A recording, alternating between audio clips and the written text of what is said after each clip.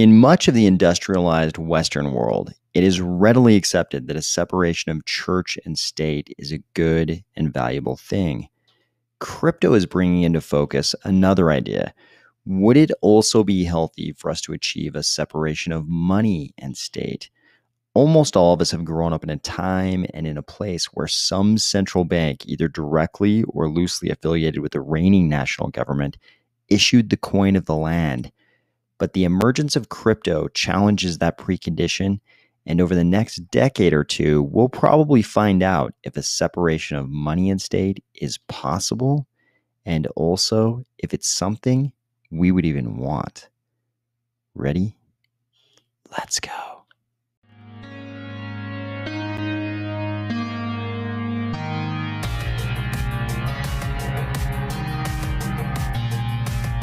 Today, we are going to discuss an interesting thread on the possibility of a separation of money and state, a recent letter from members of the U.S. Congress to the EPA challenging one specific type of cryptocurrency and what it might really represent, the 3AC founders finally speaking out publicly, the dApp developer perspective on Vasil, and a new presentation on Babel fees. If this is the first time in your life you've ever looked this closely at U.S. fiat currency, or if you're finding value in these videos each weekday, please consider delegating to the Army of Spies stake pool, ticker AOS.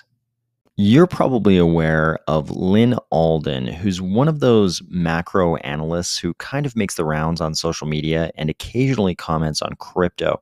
Here she's got an interesting thread. She says the separation of money and state seems like a radical concept, but so did separation of church and state a few centuries ago.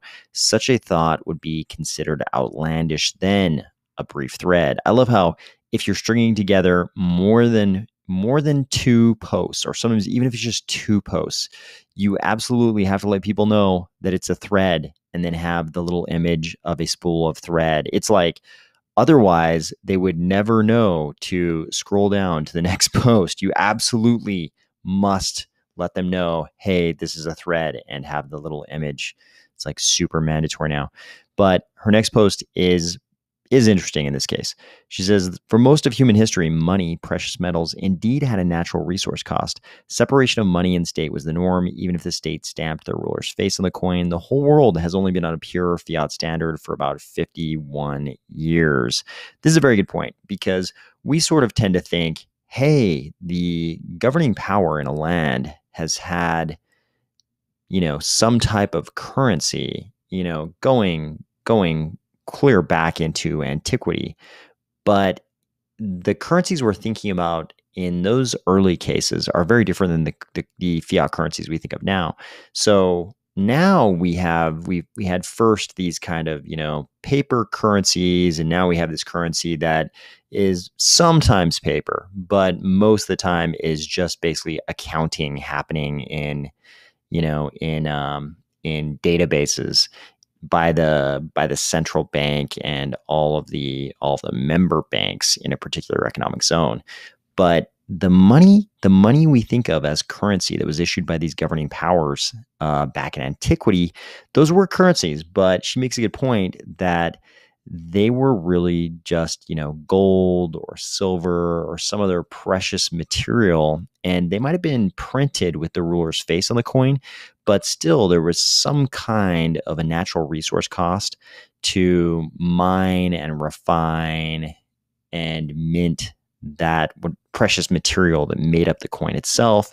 And it's really only since the US and most of the world left the gold standard that we have this pure fiat standard. So while the fiat currency thing, as sort of a function of these central banks that are either very directly controlled by the government or sort of loosely affiliated with the government, that concept is really something pretty new.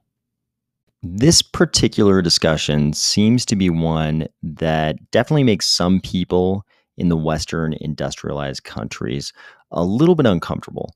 And I think that stems from a perception/belief that the dollar and some other Western industrialized country currencies play some kind of crucial role in the relative peace that we've enjoyed basically since World War II. The disciplines of political science and economics have all kinds of literature you can read so that you can decide for yourself whether you think it's true that some kind of diminishing of the role of the dollar and related currencies internationally would somehow threaten that state of relative peace we've enjoyed since World War II. But even if you came to the conclusion that any diminishment of the dollar's primacy would, lead to a deterioration of whatever conditions have led to this peaceful period in human history, I don't think you have to worry, because I think separation of money and state doesn't necessarily mean that all the crypto people get together and somehow, demand that Jay Powell and the Fed cease their dollar operations. I don't think it has to be like that. I think separation of money and state can mean that we still always have these central bank fiat currencies, but we also have the rise of these crypto assets, which could be base layer coins, or they could be stable coins, whatever people find useful as a currency. We could see the rise of those types of crypto assets as an alternative to the state fiat currencies.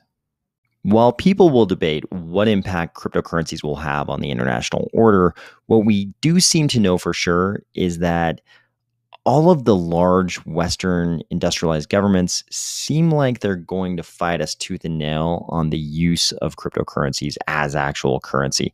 Here's a letter from 6 members of the US Congress to the EPA and the Department of Energy.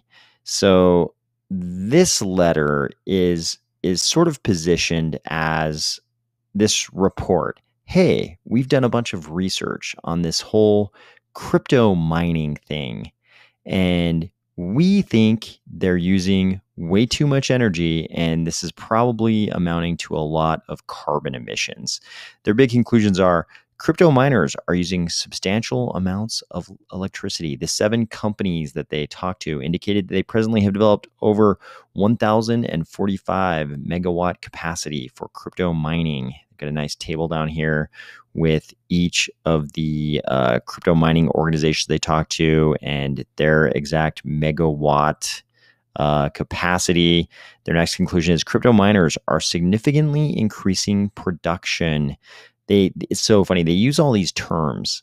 They describe things that are happening right now that I think a lot of us in crypto are pretty happy about. Like crypto miners in the US are increasing production of, the mining of crypto. They're increasing their mining activities. In crypto, we're like, great. Even right at the start of this letter, if we cruise back up to the top, it's kind of a funny, the cryptocurrency market has grown exponentially since first introduced over a decade ago. Mining operations for Bitcoin, the largest cryptocurrency by market cap, are increasingly moving onshore, with the United States share of global mining increasing from 4% to nearly 38% in 2022 from 2019, meaning that over a third of the global computer power dedicated to mining Bitcoin is now drawn from miners in the US, in part due to a government crackdown in China last year. These are all things that I think a lot of us in crypto are happy about. At least people in the US who are in crypto are pretty happy that more crypto mining has moved to the US.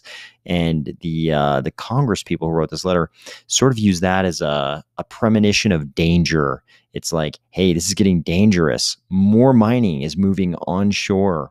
They're using substantial amounts of electricity, and they're significantly increasing production. These are all like premonitions of danger for these Congress people. Crypto mining results in substantial amounts of carbon emissions. And here's where they just kind of like broadly paint this picture of, crypto mining. I don't know if there's any mention in this letter of alternatives to proof of work, but they sort of just like to brand this as crypto mining. Crypto mining results in substantial amounts of carbon emissions. And here's where the proof of work cryptocurrencies are going to get in trouble. This has been sort of an ongoing theme. We see certain policymakers in Washington, they sort of have this 2-pronged attack. And the 2 prongs are, you're a security or you're bad for the environment. This is actually a pretty clever approach because they can make concessions on both sides and seem reasonable. They could say, okay, you proof of work cryptocurrencies like Bitcoin, maybe we're willing to say you're not, totally a security, but you're totally bad for the environment. So you guys have got to go.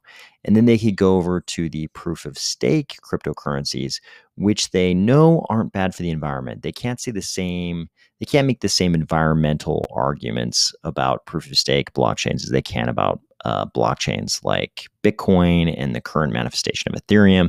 So they can decide that maybe all of the proof of stake chains are more likely to be securities, and they can start trying to characterize the proof of stake chains as securities. This is a great double-pronged attack if really what you don't want is the rise of any cryptocurrency as an actual currency. So when we come down here, they spend a lot of time talking about, how certain of these miners are actually emitting a lot of CO2. They say Bit Digital indicated its operations resulted in an estimated 92,000 metric tons of CO2 emissions. And then they talk about how certain other crypto miners like Riot, Riot has one facility that utilizes nearly exclusively hydroelectricity as zero-emission sustainable energy source, but its other facility, which is 7 times larger, uses power from the Texas grid that relies on coal or natural gas for more than 63% of its generating capacity. And then with some of the other miners who might be claiming, even more renewable, sustainable energy sources for their mining, they say, this obscures a simple fact. Bitcoin miners are using huge quantities of electricity that could be used for other priority end uses that contribute to our electrification and climate goals, such as replacing home furnaces with heat pumps. The current energy use of crypto mining is resulting in large amounts of carbon emissions and other adverse air quality impacts, as well as impacts to the electric grid. This is kind of great. They're basically saying, like, even if you tell us that you're 100% sustainable, you're using that energy for cryptocurrency mining, and it could be used elsewhere. And if we could use it elsewhere, we could do things like replace home furnaces with heat pumps. So really, you're still resulting in large amounts of carbon emissions. It's obviously some pretty questionable wand waving for them to have the sort of proof of work crypto mining industry report to them all about the renewable energy sources they're using. And this segment of policymakers still comes to the conclusion, yeah, but we could be using that renewable energy elsewhere. So you guys are still bad for the environment. They do finally come to their conclusion, and that's that they want to ask the Department of Energy and the EPA to require reporting of energy use and emissions from crypto miners, full stop. So I think this makes it pretty obvious that this specific segment of policymakers in Washington, they're going to be at the throats of the crypto mining industry no matter what they do. And it's kind of an Achilles heel for blockchains like Bitcoin. They're not going to move away from proof of work. It's too central to their identity, and they can never manage to change anything anyways, just sort of culturally and politically in that blockchain. But these policymakers, I don't think they're going to give up on this. I think they're going to keep pushing on the proof of work validation world, partly because they know that they can't change. They know that Bitcoin won't be able to just decide to become proof of stake. They know this is something they can kind of grind on forever. And with the proof of stake blockchains, they'll push other things like, hey, maybe we think the proof of stake currencies are securities. Both of those attacks are fundamentally flawed, but I do think it's much easier for the proof of stake blockchains to defend themselves than the proof of work blockchains. Over the weekend, we also got this, which was kind of interesting, amusing, and depressing all at the same time. 3AC founders Su Zhu and Kyle Davies gave an interview with Bloomberg, which was kind of the first that I saw them publicly talking about the 3AC failure. So they said things like, people may call us stupid or delusional, and I'll accept that, but they're going to say that I absconded with funds during the last period where I actually put more of my personal money back in. This is kind of interesting. This is like, your friend comes and asks you for money, you give him some money, and then he goes and loses it all at the horse races. And you're like, dude, did you lose all my money at the horse races? And he's like, hey, I didn't steal the money. I lost a lot of my own money at the horse races as well. it's like still not a good excuse for losing your money. They said, that does not mean that we haven't been communicating with all the relevant authorities. We have been communicating with them from day one. Here they're trying to push back on the people saying that they went into hiding, kind of implying that that they were hiding from the authorities. They said, we had almost all of our assets in there. And then in the good times, we did the best. And in the bad times, we lost the most. We believed in everything to the fullest. Again, it's like your friend telling you he really believed that horse was going to win the race. We were never seen, kind of driving Ferraris and Lamborghinis around. That was kind of smearing us. Again, if my friend is like, hey, I didn't buy a Ferrari with your money, it's not going to make me feel much better.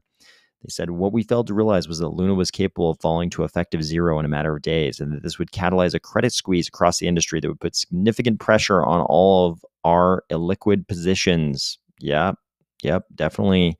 You guys definitely did not see that Luna was capable of failing. We began to know Do Kwon on a personal basis as he moved to Singapore. If we could have seen that this could potentially be attackable in some ways, and that it had grown too big, too fast, we continued to do business as usual. But after that day when BTC went from 30 to 20, that was extremely painful for us. That ended up being the nail in the coffin. There was always an understanding of what they were getting themselves into. This was a risky firm. I don't think that's what your creditors are saying right now. I don't think they understood that it was this risky a firm.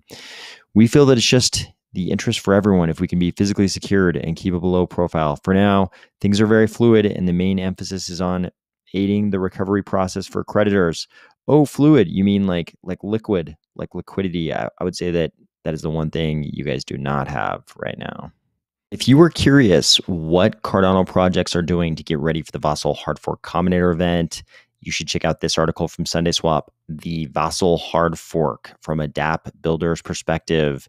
So they go through and give you an idea generally of what hard forks are, how Cardano hard fork combinator events are different, what exactly is in the Vasil update, including diffusion pipelining, reference inputs, inline datums, reference scripts, collateral outputs. And then they sort of, the part that I thought was most interesting was this section down here where they tell you exactly what they had to update to get ready for the hard fork. So if you want to see what SundaeSwap, as one of our large Cardano projects, had to do exactly to get ready for Vasil, this is the article for you. Finally, I know a lot of people were looking for a better explanation of exactly how Babel fees would work, and a bunch of people noticed that Paulina Vinogradova had done this pretty big presentation all about Babel fees, but it wasn't in English. So a bunch of people on Twitter sort of begged for something similar in English, and it looks like IOG has delivered. Here is the video. Babel fees via limited liabilities. So if you're curious about exactly how Babel fees work, this video is now available for you. I hope everybody had a great weekend and you're starting on a great week, and I will talk to you tomorrow.